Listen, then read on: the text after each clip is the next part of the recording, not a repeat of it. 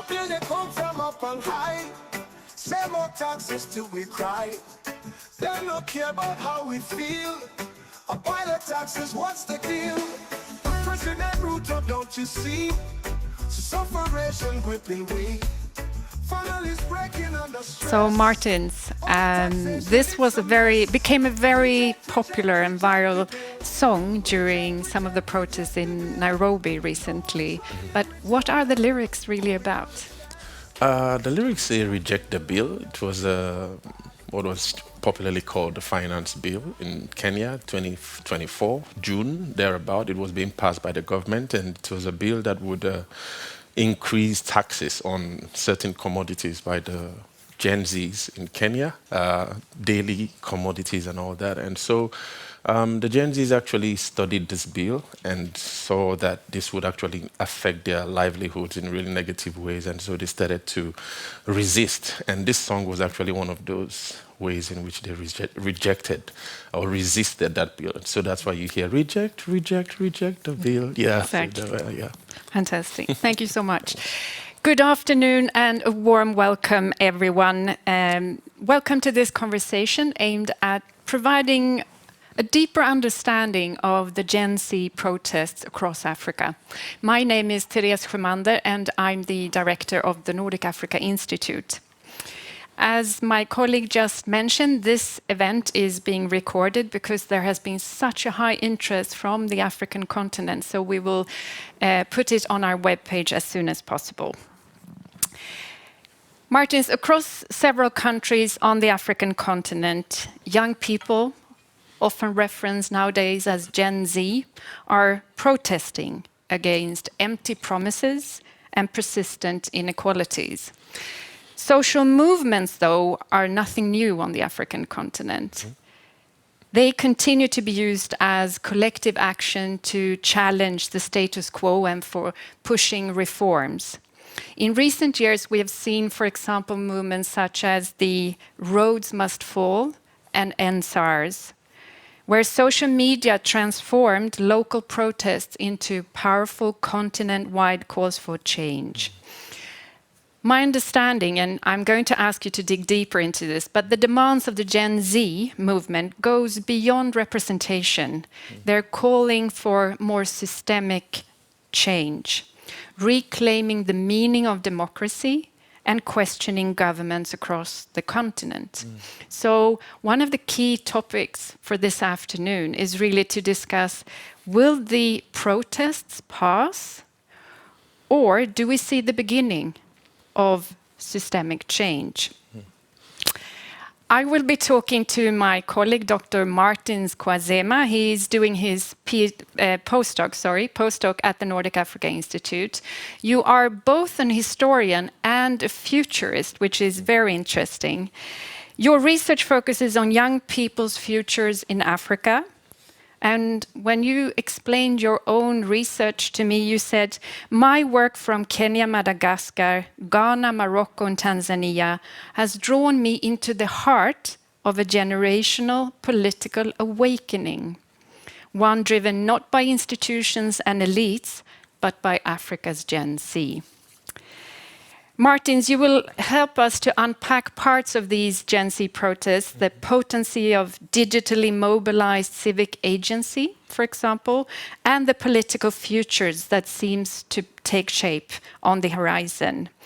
But we are, of course, eager to engage with you in the audience, so please be prepared for raising questions and share reflections later on this afternoon. But Martins, before I turn to you with thousands of questions, let's bring the protests into the room now by watching a TikTok video from Nairobi.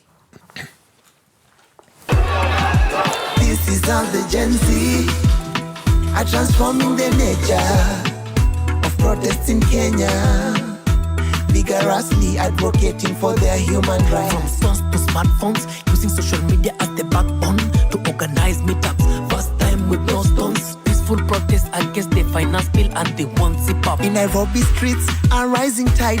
Occupy parliament, the people's cry against the finance bill 2024. Higher taxation knocking on every door. Government on Tuesday, call up for a meeting. Finance committee say taxes were reducing. Amending the bill to cool down the protest, but Gen Z insisted reject it, don't change. Demanding change and refusing fear. They're united with their voices clear. Sharing the content on the social media, getting awareness to engage their peers. Keeping you infotained, this is the infotainment. Share with your friends and come back again. This is really, you really want to get dancing, don't you? Go out on the streets yourself. Who is this TikTok video from? It's actually, this is a DW, which is a German media agency, and that program, the 77%, has actually been getting into African issues, speaking to different demographics in Africa, and trying to understand some of these socio-political events going on the continent. So that's it's a TikTok channel from this program. Great. Yeah. And now, Martins, you need to help us unpack, because I think most of us follow the Gen Z protests in media, different media outlets, but your research is particularly focusing on the African continent and these movements. And I think we need to start by identifying the characteristics of the movement. We see the frustration of inequalities, that these young protesters have even lost their faith in elections, the fundamental mechanism of democracy. So how would you define the main characteristics of the Gen Zs today? I think I'd begin with some of the lyrics of the song we just listened to, which he spoke about the fact that this is the first time there are no stones. And for me, that's a really interesting characteristic of the Gen Z protest, in that previously protests have actually heralded or have come across in a way from the onset, with stones and different violent means of reacting to government policies and all that. But this time around, the stones are music, poetry, drama, satire, and different forms of playful expressions of resistance. And I usually speak a lot about how the Gen Zs play a lot, but in that play, they are serious. So in other words, it's serious play. And so that's one characteristic of the Gen Z protest. It's a protest where you dance, but you dance seriously. And the seriousness in that actually stems from the perspective that dance then becomes a form of resistance, rather than just simple play per se, but resistance to certain elements of government policies or bills and all that. And one of the really interesting characteristics of the Gen Z protest today would be, the use of hashtags. The Gen Zs showed the world that hashtags could become a language. Okay, so even though as much as we use social media, Facebook, TikTok, Instagram, and all that, the Gen Zs decided to place heavy power on hashtags. So hashtags became a language, a meta-linguistic form of expressing resistance. And if you follow the hashtags, you follow the flow carefully, unlike how it was previously, where protests would actually be led by a figure. In the Kenyan context, it would have been the late Raila Odinga, who was the face of protest in Kenya for a long time. But by 2024, the Gen Zs decided that no, we do not want to have a face, and they were able to build three political categories, what I always call political identities, that actually were attached to hashtags. So these political identities you would commonly hear among African Gen Zs would be hashtag partyless, hashtag tribeless, and hashtag leaderless. Partyless in that they argue that parties in Africa have become the vehicles for state capture. Tribeless in the sense that they do not want to be associated with tribe. We know the tribe and the ethnicity has actually played a huge role in Africans' political climates at the time. The Gen Zs coming to the space deciding not to be tribe, as not to go along the tribes. So they want to be tribeless. And leaderless is actually another identity. They don't want to be, they don't want to have leaders leading their protests, and they've perfected that that system in that they see all of them as leaders. And theoretically, for those in academia, for those of us in academia, they've actually sort of exemplified the possibility of having multiple leaders in a movement generate a leaderless form of mass mobilization on the streets. And this has actually represented a really powerful political capital, as it were, because it has overwhelmed governments. Governments in Africa haven't understood how to grapple with a movement that has no leader. Previously, if you would capture a leader, then you captured the movement. But here we're dealing with leaderlessness on the streets, and how to understand and unravel this phenomenon has been really overwhelming for many governments. So these are some really interesting characteristics. The hashtag language. Yes, the hashtag We need language, to dig yeah. deeper into that. But sometimes you also speak about the Gen Z movement being the watchdogs of democracy. Can you explain that a little bit? Yeah, I mean, I came to, in the evolution of my research, watchdogs for me became really powerful, because I think I heard that from one of my participants during my research on the field, and it speaks to the fact that the Gen Zs have values, right? It's a generational phenomenon where they are driven by values. Some of their really interesting values are transparency, accountability, environmental friendliness, social consciousness, orientation to family, abhorrence for injustice. So when we speak about them being watchdogs of democracy, they have a firm understanding of democracy that must align to these values, right? And these values are something that they're values that actually, so to speak, are encapsulated by their own movement.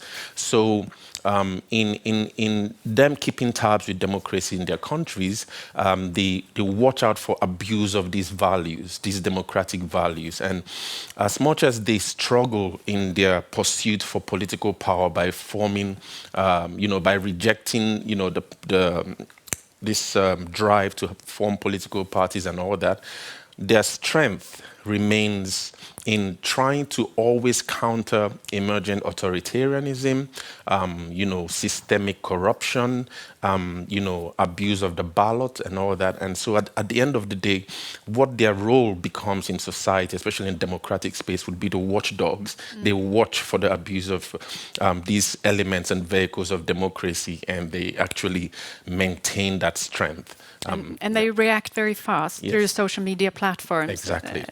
But something interesting that you often reference as well is their role in civic education. And I think the watchdog is one aspect, the protests, the movements, the visible on the streets, but then civic education, very closely connected to accountability. Can you explain a little bit about that dimension of the movement? Yeah, I mean, it's a really interesting question. The whole notion of civic education in my research for the Gen Z actually stemmed from when I started understanding the importance of TikTok for the Gen Z movement. So TikTok was introduced in 2016. In Africa, it was usually called a dancing app. Young Gen Z cohorts would get on the app and just dance. But along the line, we started observing that in these dances, or what they would call dance challenges, they were dancing seriously. It was a serious dance and serious play, where they would dance, but on the background of these short 20, 30-second videos, they would be passing really interesting messages, critiquing, debating, analyzing different bills in the government. And for me, I'm a millennial, but when you get into the Kenya and interact with the Kenyan Gen Zs, for me, they taught me in a way, the importance of studying the Constitution. In Nigeria, I'm originally Nigerian, and I hadn't read the Constitution of my country fully, but the Gen Z in Kenya would actually speak to you according to articles in the Constitution, and this speaks about the importance of this civic consciousness, which they believe that their generation actually aspires to spread across the continent. And that has actually been missing across millennials, Generation Ys, and Generation X's in the time. So civic education for them, especially in Kenya, began at some point in 2023 when a lady, I think her name was Mary Taurus, she was able to discover what was then some sort of educational scam in some funds or finances that were directed for scholarships for students, Kenyan students in Finland. And at that point, X Spaces, then it was formerly Twitter Spaces, but now X, became this avenue where they would debate and critique and analyze these bills. And it actually gave them a flavor of what this movement could be. So in 2023, coming into 2024, they started to understand the importance of TikTok had these socio-technological affordances that enabled them to create short-form videos in really creative fashion. And they deployed those tools in trying to now explain different parts of multiple bills and laws in Kenya for their various audiences in different languages, non-Swahili language. And I think some of the videos even had videos in sign language to help, educate a wider demography in Kenya to really get this civic consciousness out in the population. And so that has really helped the movement a lot. And we saw that translation of civic education online onto the streets. And so civic education was a really important part for the Gen Zs. So fascinating. So watchdogs of a democracy and civic consciousness. From your research, and I know you've done a lot of field work, doing interviews with those who are part of these movements. What similarities and differences do you see between the countries that you have looked at? For example, Kenya, Tanzania, Madagascar, and Morocco. Is it possible to see differences, for example, or is mostly similar patterns? Yeah, I think that's a really interesting question. In my analysis of the entire Gen Z movement, I see the Kenyan Gen Zs are almost, in my allegory of the movement, the Kenyan Gen Zs seem to be the fuel, and the other Gen Zs seem to be the other parts of this vehicle. And so the differences I see, one would be in the use of different tools, digital tools. So while some countries, the Gen Zs of probably Morocco, for example, would be really excellent in using Discord. Discord was a platform that wasn't initially introduced as a social media platform. It was a platform where people who play games relax and chill and just speak about different games and the strengths of the games and what's missing in the games and all that. But in Morocco, because we've had a Gen Z that had a savviness in games and all, we saw the Moroccan Gen Zs transform Discord into a space for organization.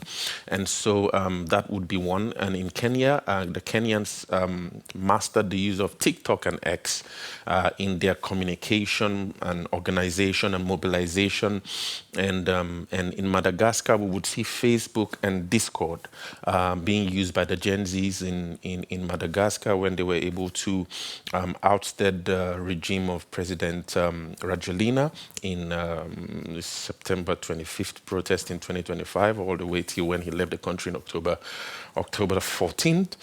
And would be Tanzania. Tanzania would deploy both Facebook and also some element of Discord. But one thread I see going across these movements is that they communicate with each other.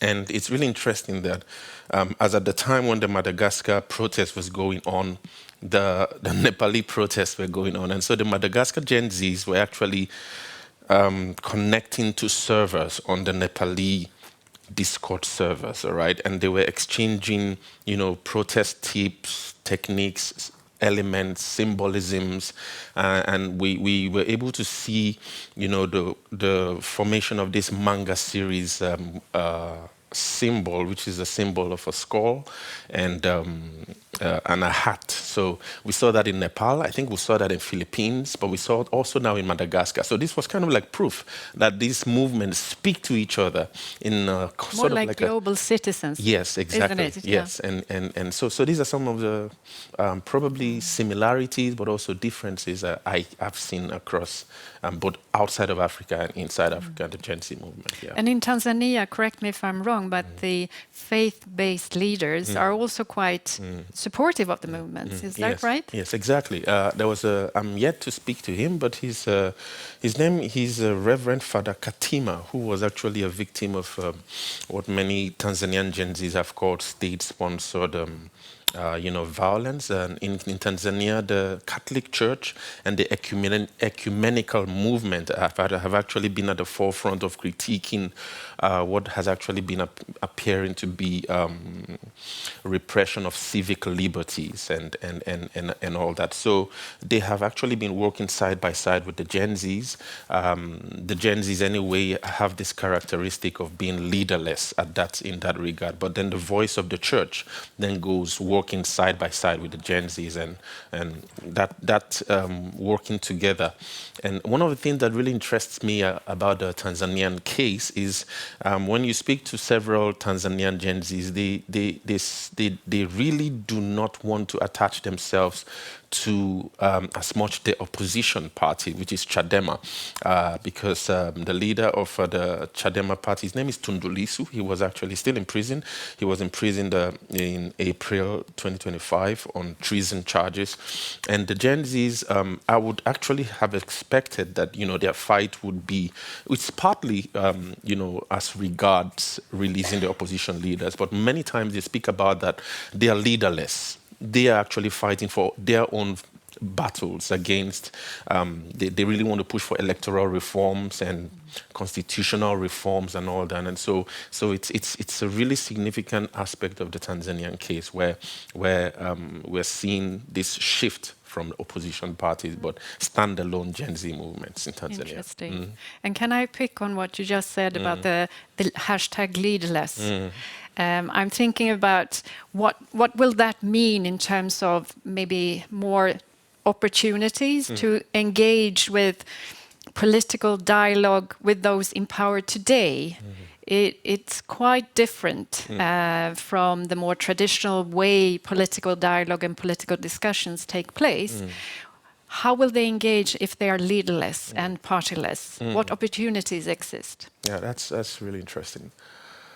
In trying to think about the whole problem of being leaderless, I think the Nepali Gen Zs now are beginning to speak to that phenomenon in that I think one of the leaders in the Nepali Gen Z's name is Sudan Gurang. He's been speaking a lot about how in Nepal they are beginning to now form what wouldn't necessarily be referred to as a party, but as a group, right? Where they would have a member and himself is trying to vie for presidency, but then they wouldn't vie just as a party, they would vie as a group and then have that cohort become the stamping force that would probably stamp out the old guard. And so since we have this communication, this is my anticipation now as a futurist, the Kenyan Gen Zs would be closer to what has been pursued for the capturing of political power. And the recent by-elections in Kenya have proven to the fact that there's still a long way to go by the Gen Zs in trying to pursue political power through parties and all that. So at the end of the day, being leaderless and partyless and tribeless might somehow work against the movement in itself. But the most important strength I see for the Gen Zs would be being watchdogs, like I usually say, being watchdogs of democracy while they prepare. They still have a lot of political education to carry on, since they're still young and really inexperienced, but they're really experienced in being watchdogs of democracy. Really fascinating to just reflect on how the model of democracy is evolving through social media and digital platforms. But I want to come back to the global kind of dimension and the continent-wide dimension, because the Gen Z movements, what would you say makes them are they different from previous movements, for example, that called for societal transformation? I'm thinking primarily on the Arab Spring 15 years ago. Are there differences? Why will this change be more substantial? Yeah, super interesting question. If I think about the Arab Spring was a movement that sought to pursue regime change. It was heavily, I think, Muslim-led, and had different demographies trying to pursue for change. But here, this is the first time we're seeing a movement being led by teenagers as young as 16, 17, with really high intellectual, political consciousness, high acumen in terms of reasoning politically. And in Kenya, for example, the Kenyans will speak about investment of a former president whose name was Mwai Kibaki, who invested a lot in free education at the time, free secondary, primary education. And this would be the cohort that would benefit from that investment a lot. Transferring that to today, they claim that the reason they're the most educated demographic in Kenya was as a result of the investment in education. But anyway, one of the characteristics of the Gen Z is their tech savviness as well. They're really tech savvy, quick to adapt to different tools and technologies and all that. So if we come back to how their movement is different from previous movements, I think one analyst from Kenya spoke about them as being the most militant social formation in Africa's history ever since the decades of independence in the 1960s. And in their militancy, they are trying to pursue a systemic overhaul, not necessarily now a simple regime change, but they want a total change of the, not elimination per se, but overhaul of the old guard and accentuate a new form of democracy and really stamp out elites in a way that have emptied democracy of its meanings. One of the questions they ask is, what do you do when corruption has become systemic, when the ballot doesn't seem to have the power it should, when accountability and transparency aren't as they should be. And so for them, what matters is a total overhaul of a system rather than simple regime change, which is actually what the Arab Spring was actually about. But I think this would be one of the differences I see about their movement. Thanks.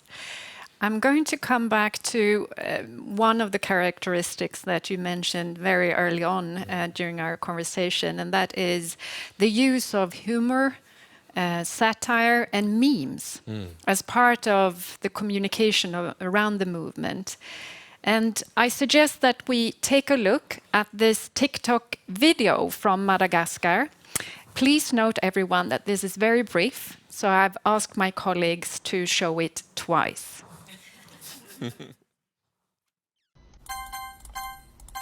Skip. But when does this game get fucking good?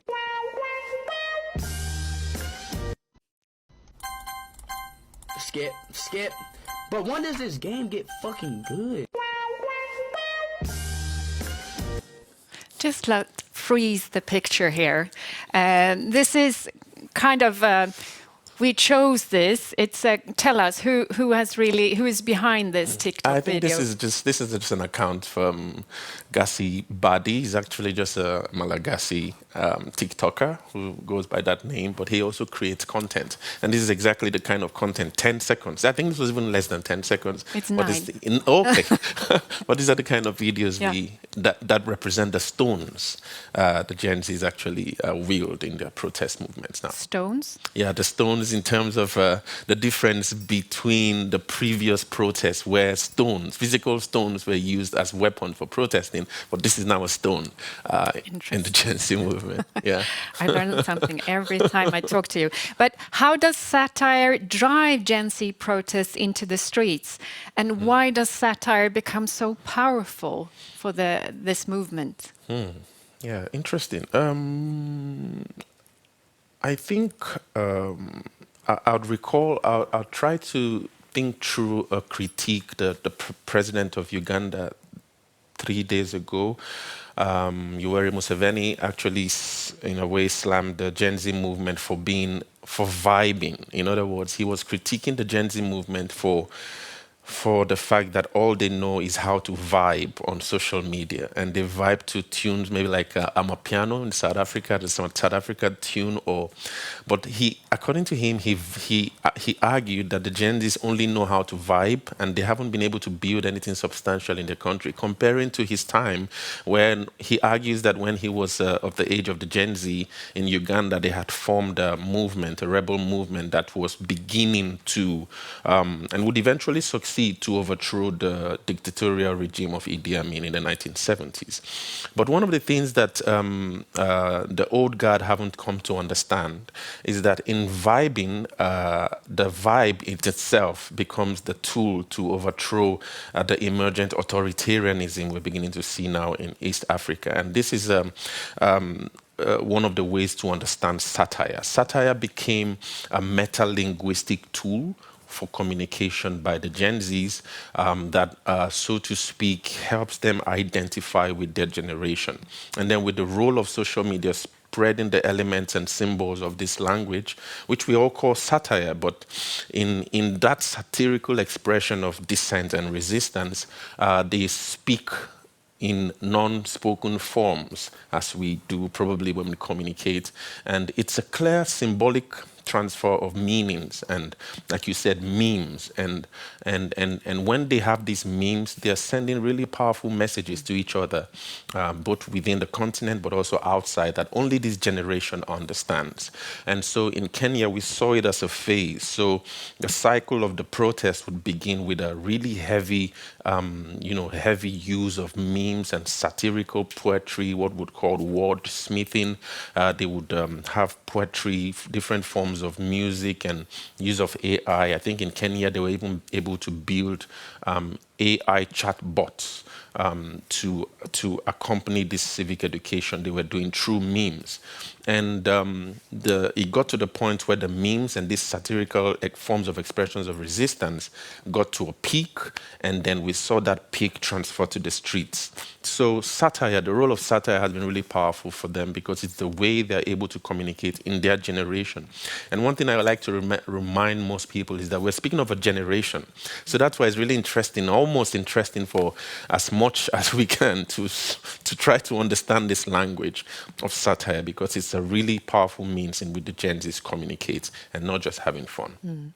So the messages go beyond his expression in his face. It's a language of a whole generation, apart from the hashtag language you mentioned in the beginning. Exactly. I want to turn to the main question of this afternoon, namely, will this Gen Z protest lead to long-term change? And coming back to the characteristics that you spoke about earlier, there is a sense that it could definitely contribute to greater accountability and more equal societies. Do you see that the Gen Z movement can lead to these shifts in democratic practices? Or is it more of a moment-driven phenomenon, if we can call it that? Yeah, that's a really loaded question. In a way, like I usually like to highlight, we're dealing with a generational shift, okay? And I remember when I was speaking to the Gen Zs in Kenya, they spoke about how especially some of the Uber drivers. When I move around the street, the Uber drivers speak about how they are seeing a much more vociferous generation, which is in the younger generations coming at the generation Alpha. And now we are actually now giving birth to generation Beta. Yes. One of the reasons why I think the Gen Z movement might go beyond just a momentary phenomenon is the fact that their main objective on the continent of Africa is to spread a civic consciousness. I think that's the real power of the movement, that for the first time we might be seeing a generation that then bounces off other generations that are really armed with a heavy civic consciousness. And what becomes of that, we are really not able to anticipate yet. But I think it's really important and really potent to understand how the role of this civic consciousness could impact the generational, the kind of politics we might be seeing on the scene on the continent. Because if we remember now, by 2050, we're expecting a continent that is 2.5 billion strong and with a median age of 19.1. It's been argued by the UN projections and also some statistics that in the 1960s, 1 in 11 people in the world globally was African. By 2050, we would have 1 in 4 people African. It also says that 25% of the workforce globally by 2050 will be provided by a person who identifies as African, and 25% of the people in the world would actually is expected to be living in Africa. So we are seeing what actually is a really interesting and really potent phenomenon where we have this generation Alpha, Beta, and maybe other generations armed with a really heavy civic consciousness. It has the potential to change the kind of politics we see on the continent going forward towards what the African Union has called the 2063, the Africa we want. And so that's why I believe that this is a beginning of a political awakening. We should also start building scenarios as futurists on the kind of politics that could emerge from the beginnings, these seeds of what we are beginning to see now with the Gen Z movement. Yeah. Can I just come back to, I found that very interesting when you mentioned the other day that you were talking to taxi drivers in Kenya who mentioned generation Alpha and Beta. I had to look it up when they were born. And just so we're on the same page, Generation Z can theoretically or are already parents of Generation Alpha, and which is born 2012 to 2025. And Generation Beta are born this year and until 2040. Yeah. So what you're saying is that as a futurist, you expect that we may see even stronger politically engaged youth movements on the African continent. Is that correct? That's exactly what I'm saying. And to also think about the kind of militancy we might be seeing in a generation, because the generation Alpha have their own values. In the Gen Z movement, we've seen the values they have has been transparency, accountability, environmental friendliness, and all of that. Gen Alpha has their own values, which would likely introduce a new form of overwhelm for governments, and Gen Beta as well. And so having this base of civic consciousness being, established by the Gen Zs, I think is really important to understand how that transcends to other generations and the kind of political climates we could actually begin to see in Africa, especially thinking about the fact that 40 years from now, we'll be dealing with a continent with a median age of 19.1. I think it's really important to highlight that. Thank you. Let me zoom out a little bit and ask you something around social media platforms, because there is some critical voices saying that external actors outside the continent are influencing and in a way sometimes also firing up protests. For example, that social media platforms and their algorithms are owned by governments or companies outside Africa in this case. How does the Gen Z in Africa, from your research, respond to such criticism? Or is it something that isn't even discussed? I mean, they don't care who owns the platforms. Yeah, I think that's a really interesting question. And if I recall, I think her name was Sala Aura or something along those lines. I think it's a Finnish EU MP at the European Union Parliament. And she spoke along the lines of, I think in 2023 or 2024, securitizing TikTok. Because according to her arguments at the EU Parliament, it was argued that TikTok is a platform that has a Chinese base, and that every swipe on TikTok has the capacity to send behavioral data to the Chinese Communist Party to enable them develop their services. That was the argument from Finland, from the Finnish MP. I took this question to the field in Kenya and also some in Ghana as well, to try to understand how the Gen Zs react to this argument. And in Kenya, it was really surprising that, one of my participants would actually argue, and made me cringe a lot. She argued that TikTok gives her the freedom that the Constitution promised. So she feels freer on TikTok, which is actually a platform that actually is being pushed to be securitized somewhere else. So in other words, these platforms, in a way, the way they're being used on the continent of Africa is the fact that it arms them with a tool to pursue their civic liberties. They are really not so particular at the moment with the ownership, but some of them highlighted that by 2063 they would wish an Africa-owned social media kind of platforms where that would be governed by values, African values like Ubuntu and all of that.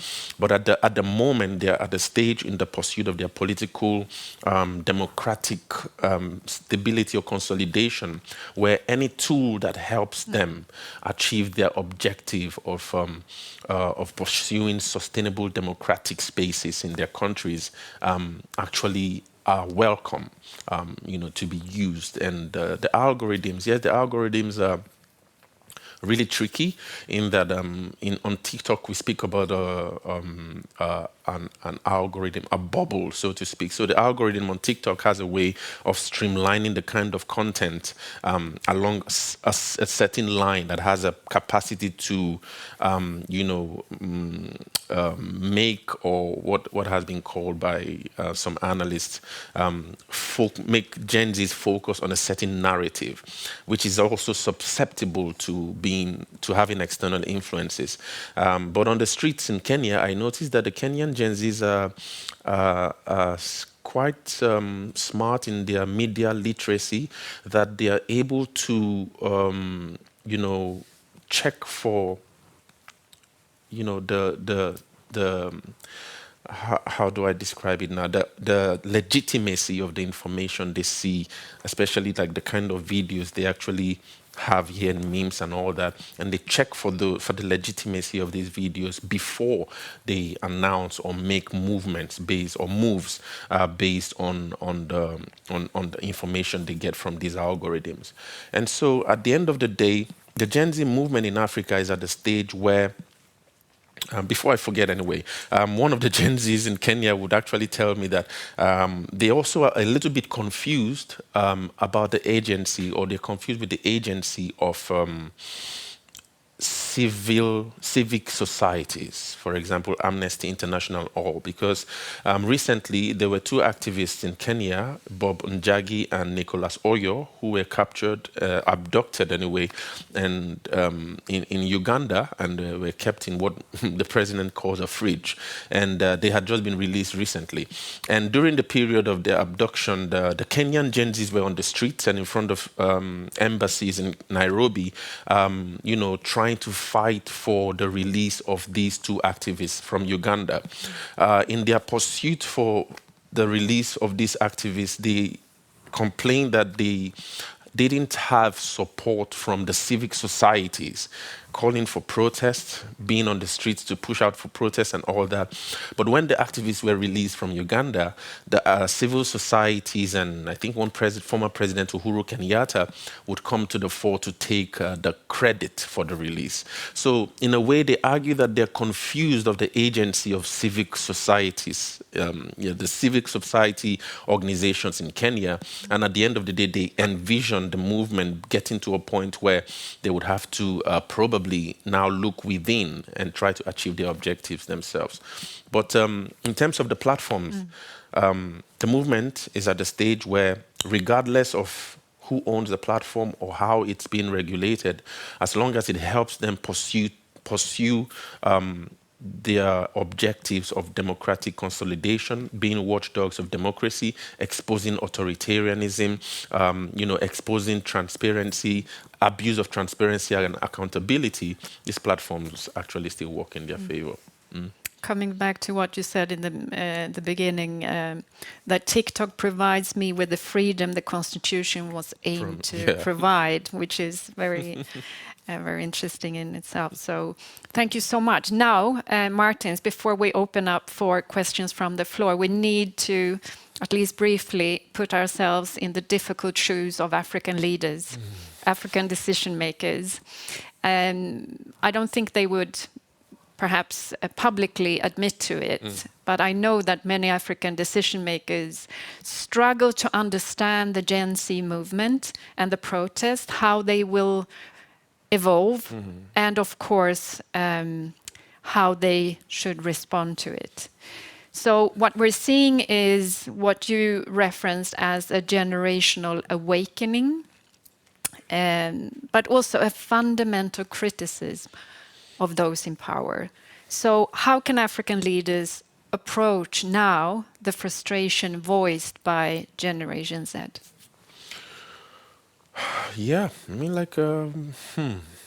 first of all, I think one of the struggles African leaders have is in trying to really understand the values of a generation, the values of this generation.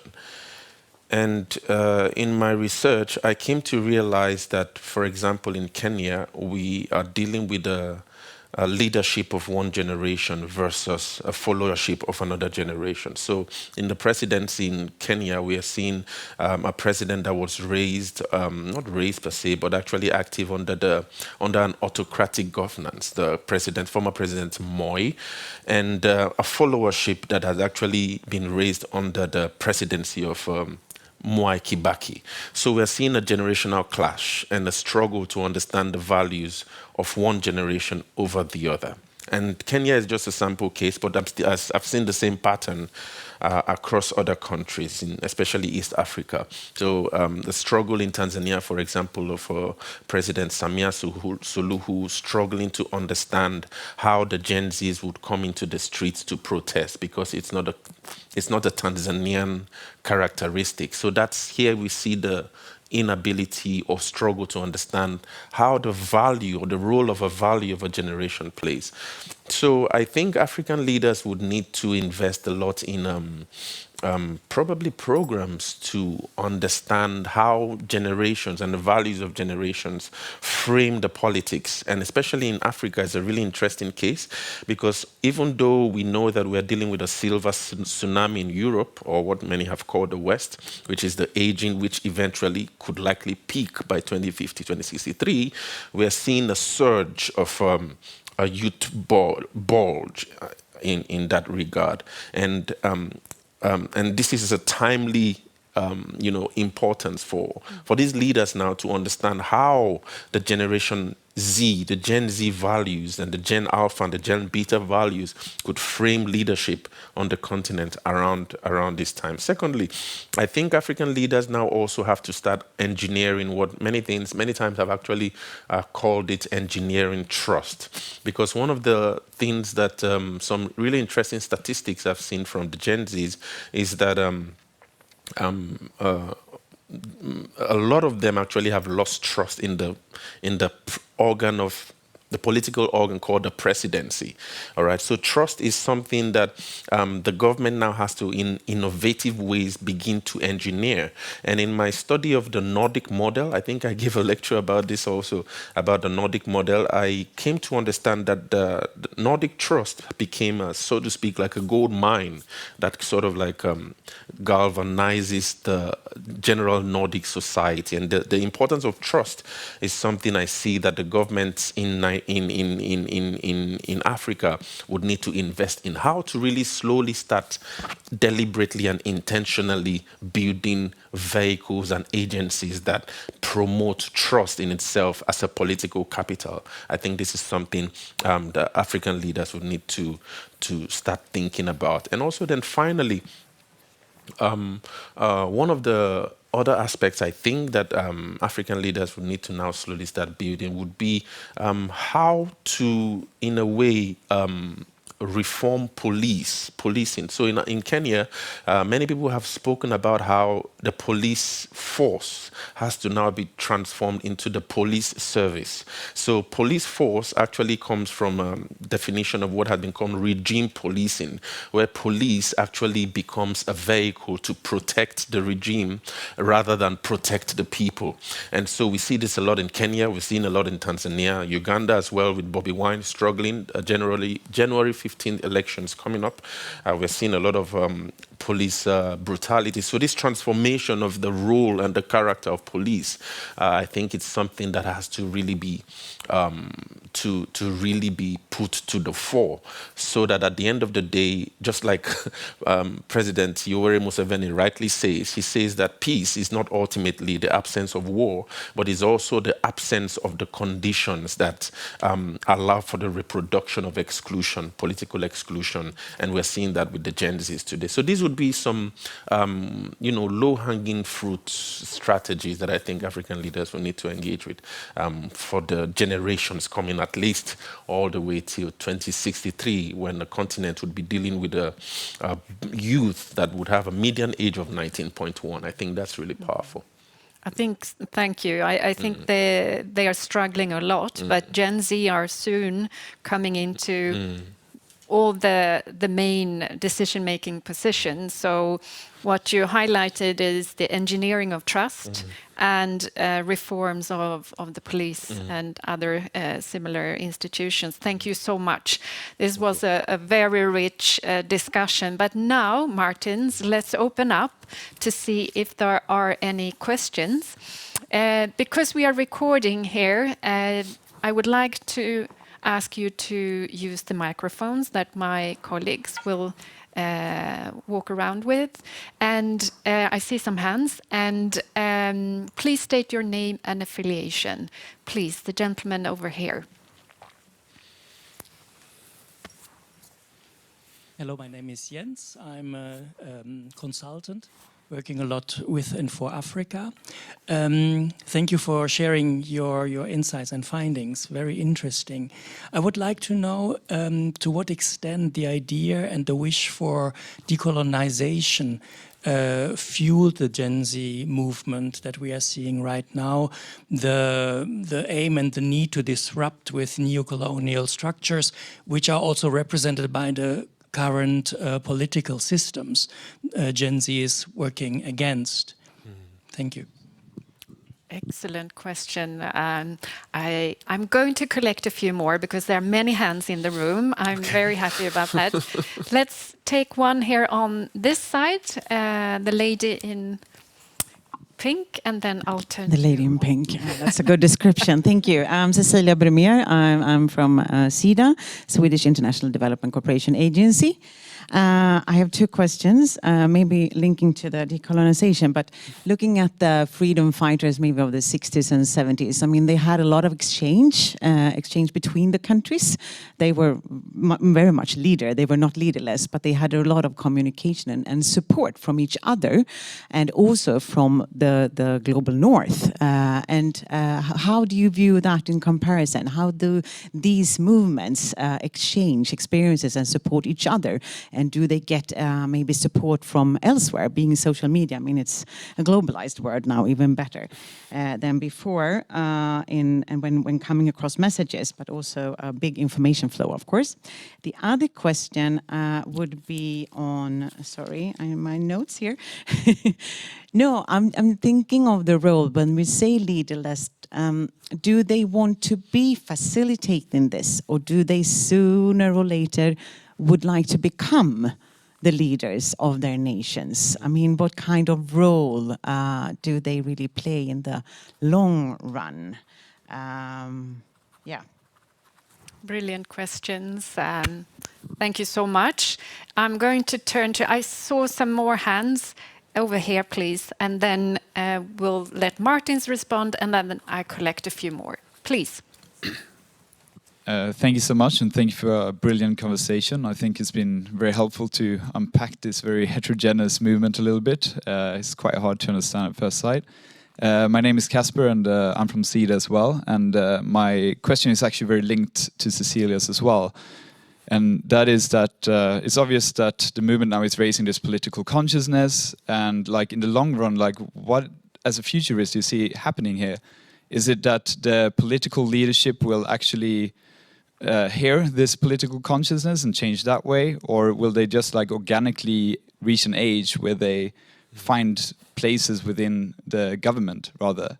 And will the political consciousness survive this long trip into power? Thank you. Thank you so much for all of those brilliant questions, Martins. Decolonization and how that influences, fuels Gen Z, the connection to the historical freedom fighters and how the movements support each other. Leaderless, what does that mean in practice? And the final question here on political consciousness, will it survive? Oh, yes. Pick and choose. Okay, so I'll begin from the last one and then try to work it up all the way. I think I like the question of, will their political agency organically, how it will survive on the long run? I think this is a really important question. And recently, the Gen Zs, especially in Kenya, have been speaking a lot about a phenomenon now that is actually recently evolving. They call it goonism. So it's kind of like a shadow industry, a shadow economy that seems to be driven by the weaponization of desperation. So while the Gen Zs in a way are pushing for these democratic reforms and all that, there's still a heavy lack of opportunities within the movement. A lot of Gen Zs do not have jobs, there's a lot of unemployment and all that. And so this long-term desperation as a way becomes a response by some governments, organs, so to speak, to recruit the part of what many Gen Zs now have called goonzis into the shadow economy of goonism. And this highlights in a way, especially from my lens as a futurist, one possible scenario that at the end of the day, with this long push towards power, right?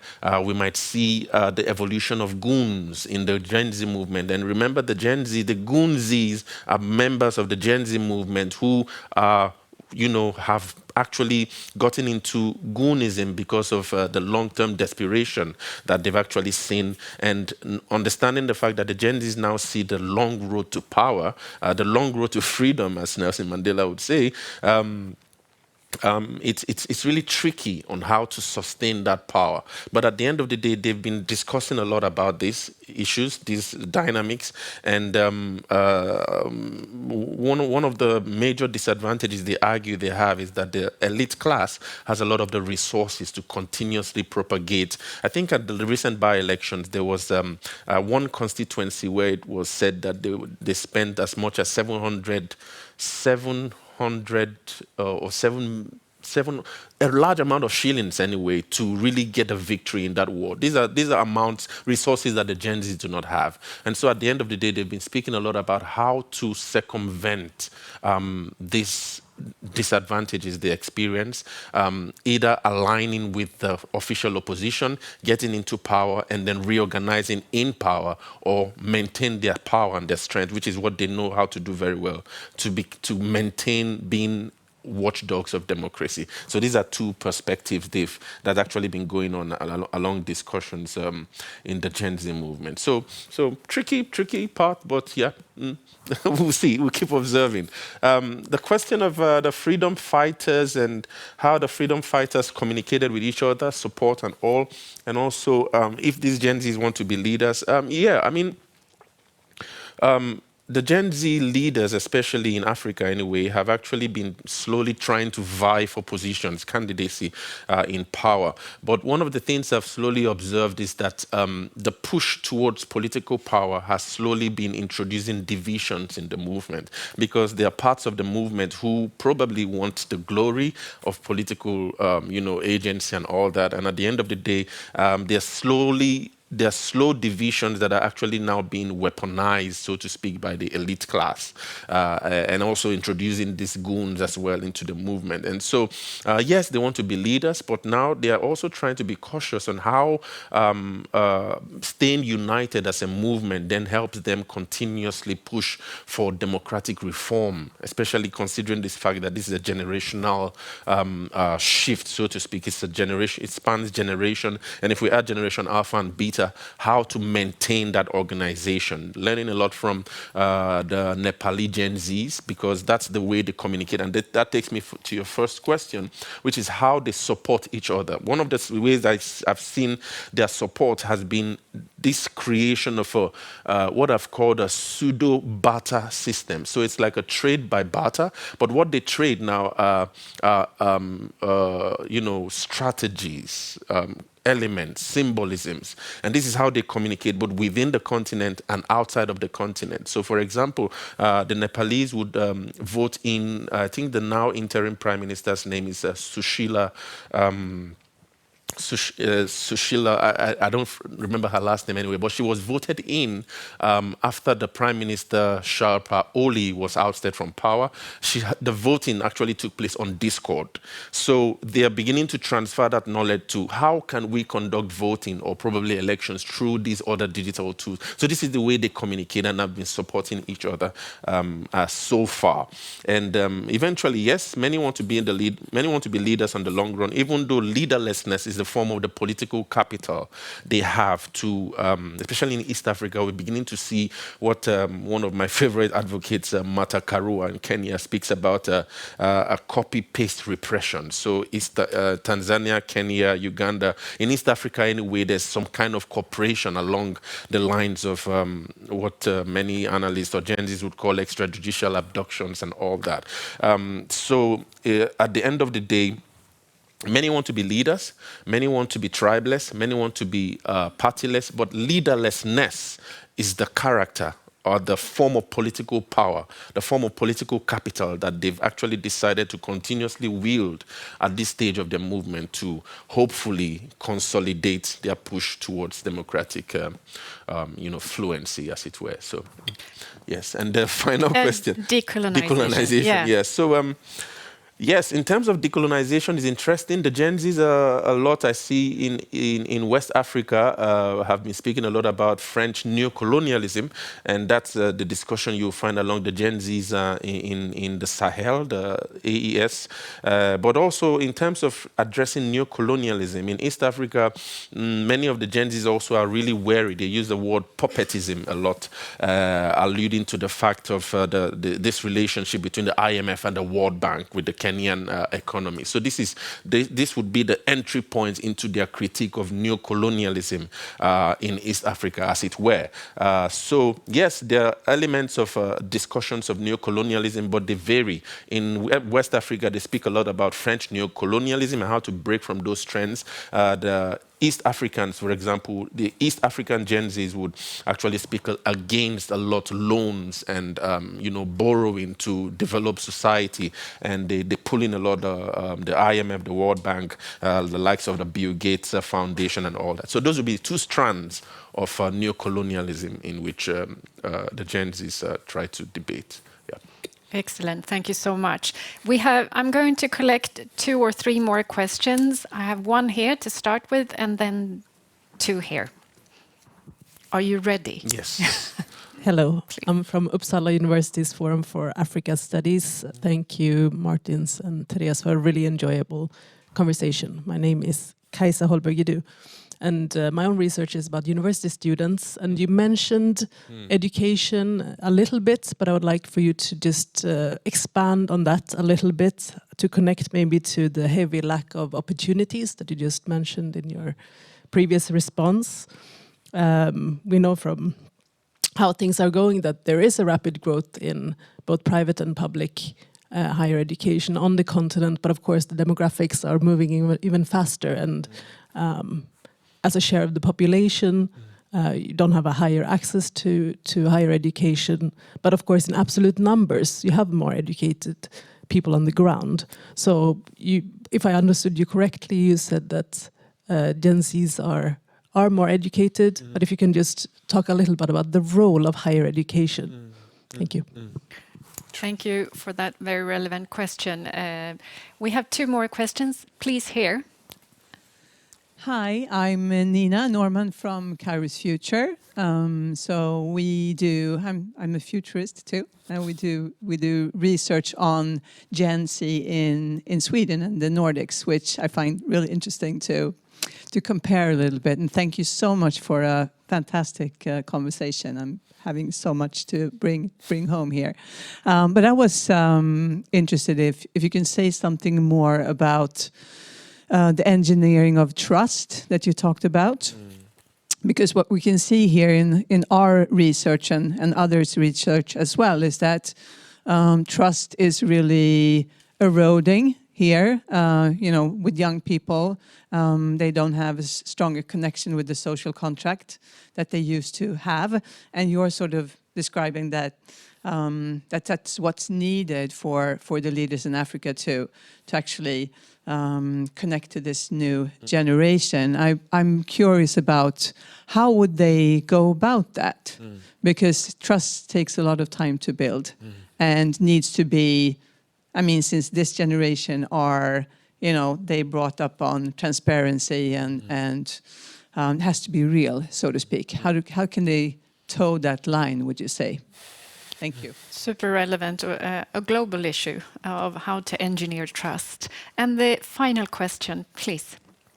Thank you so much. My name is Shingim Tero. I am your colleague at NIE. I have a question around gender and the role of young women in the Gen Z movement. I wonder what a gendered lens would reveal about the Gen Z movement, and if in your research you've seen the Gen Z movement as possibly providing new routes of agency for women's rights or for young women. What have you seen in relation to the role of young women and the possibilities for increasing women's agency? Thank you so much. Thank you. I was actually hoping for that question because I couldn't fit all of my questions in here. But here we go. 3 highly relevant questions. One on the role of higher education, the lack of opportunities. The second one on how actually do you engineer trust and young women. And with that does Generation Z movements provide new routes of agency for these women? Yes, and also the role of higher education. Yes, please. Okay, yes. Really interesting question, Shingi. Thank you so much. We really didn't get deep into the gendered perspective of the movement, but this is a movement, and I think this is also one of the ways in which the Gen Z movement also differentiates from previous movements. It's one of those movements where we see women at the forefront for the first time in Africa. So in Kenya, for example, there are many videos that have gone viral on TikTok where the women are actually in front of guns. They are in front of the tanks. They're in front of the force, so to speak, the resistance. And it speaks to this characteristic as well that I always speak about the Gen Z movement being inclusiveness. they center a lot about how to be inclusive. And so it's also a promise as a way in that we are beginning to see seedlings of the agency of women in political movements with this generation.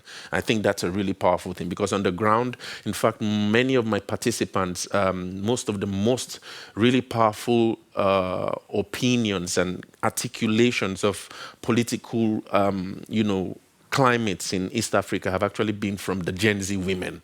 I mean, the level of acumen and articulation from them is actually so that's one of the advantages I see from this generation, in that women are actually at the forefront of the civic movement, the political discussions and all that. And at the end of the day, the males are really supportive of the women. So there's this united force with them. And what a gendered perspective to the Gen Z movement would likely look like going forward, if I try to extrapolate, would be that there have been many young leaders. I think most of the ones I've actually met, more of the women have been vying for candidacy more than the males. So it's almost as though the males, in a way, probably represent foot soldiers, but the women are at the forefront of vying for positions in power and candidates. The whole thing with assuming leadership of the movement. So I think this is a really powerful trajectory we're beginning to observe going forward for this movement, in that the women are actually most likely to be at the forefront of this movement for the first time on the continent in politics. I hope I did justice to that question.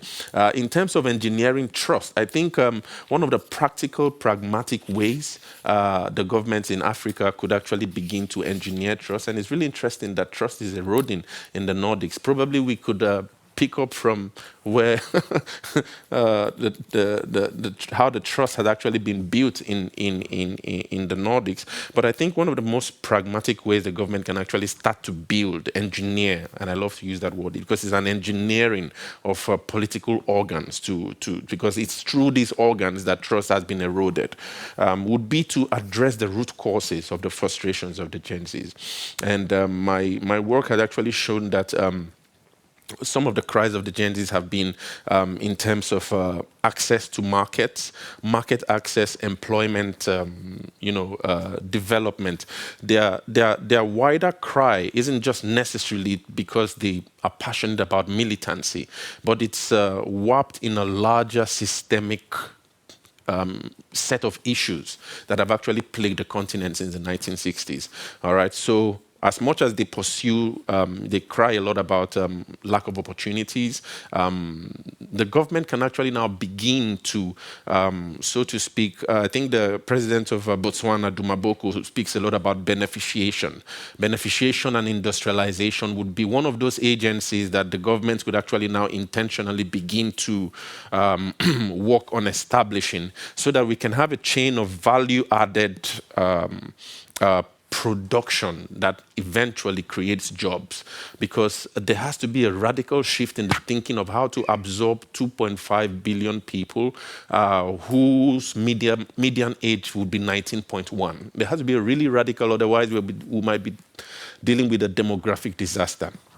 So these are some of the ways. So the youth are actually really hungry to see productivity in that regard, and results for them is really essential. And so as much as the government continuously prove that they can be result-oriented, I think that's one really practical way in which trust can then be built and then start building on that. In terms of higher education, yes, the role of higher education is key, but one thing I've come to realize about the Gen Zs is that because they are tech savvy and they're really quick to adapt technologies and all that, the shift from higher education seems to be moving more into technical education. And I think that would be most of the discussions they have is how do we start growing opportunities or skills that are necessary for the 21st century thereabout. How one of my favorite politicians in South Africa, I think his name is he's from a party called Bossa. His name is Musi Maimane. He speaks about how the South African youth are not just unemployed, but they're unemployable. And so this unemployability of the Gen Zs speaks to the fact that higher education and certificates alone isn't necessarily the solution on the long term. But higher education now is now moving towards a skill-based education that's needed at the time. And so we're beginning to see slowly the popularity of polytechnics in Nigeria to be called polytechnics, but it's technical schools, and how higher education can now shift more into a much more skill-based education. So that's one of the discussions around this they've been dealing with. And finally, I think. Did I miss one more I don't question? think you missed, Yes. but if you want to Okay. add something, No. feel free. You have 30 seconds. No, I think I answered all the questions. Thank you. Thank you so much, Martins, and thank you for all the questions. What we have discussed now this afternoon is not only a wave of youth movement and activism, it's a new way of redefining democratic practices, isn't it? You have been talking about civic consciousness, about generational values, about a generational awakening, the hashtag languages. We have learned so much. But what the Gen Z is also signaling is a future of stronger accountability. That's what we see on the horizon, participation, and what governance might look like. The challenge, but also the opportunity for decision makers now, is to ensure that these new forms of civic engagement that we're seeing actually strengthen democratic institutions, isn't it? You were talking about the police as one example. And eventually, I mean, more equal societies is the aim and the objective of the Gen Z movement. Please join me in a warm hand of applause for Martins for your excellent contributions.